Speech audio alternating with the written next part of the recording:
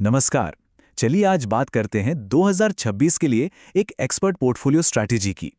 यहाँ हम सिर्फ कुछ स्टॉक्स के नाम नहीं जानेंगे, बल्कि ये समझेंगे कि एक मजबूत, टिकाऊ पोर्टफोलियो बनाने के पीछे की असली सोच क्या होती है।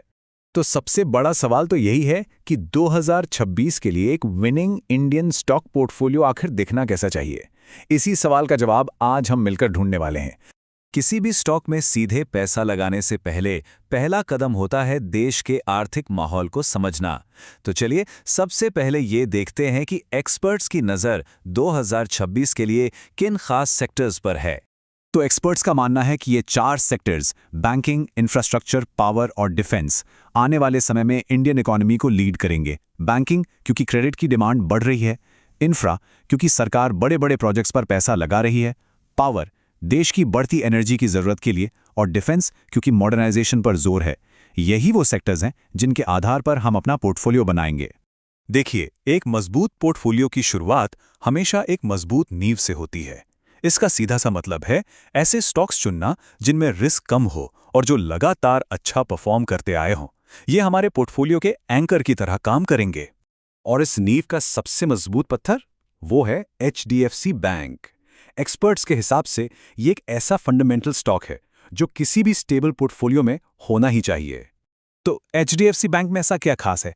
पहली बात, ये इंडिया का सबसे बड़ा प्राइवेट बैंक है।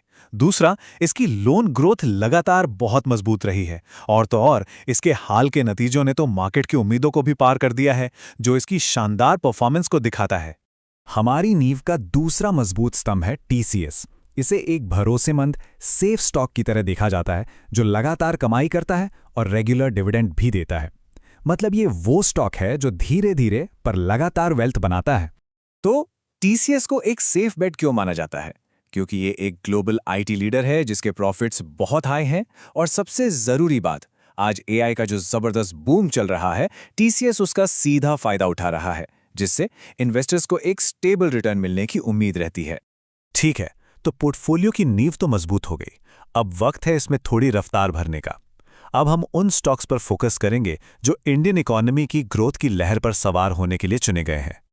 और इस कैटेगरी में सबसे पहला नाम है रिलायंस इंडस्ट्रीज का। एक्सपर्ट्स मानते हैं कि ये एक लो रिस्क स्टॉक है जो लंबे समय में शानदार ग्रोथ देने के लिए पूरी तरह से तैयार है। रिलायंस की असली पावर इसके डाइवर्सिफाइड बिजनेस में है।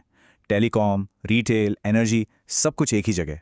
साथ ही ग्रीन एनर्जी और AI पर इसके जो बड़े दाम हैं वो इसे फ्यूचर प्रूफ बनाते हैं। और ये मत भूलिए कि ये इंडिया की सबसे बड़ी कंपनी है जो इसे मार्केट का लीडर बनाती है।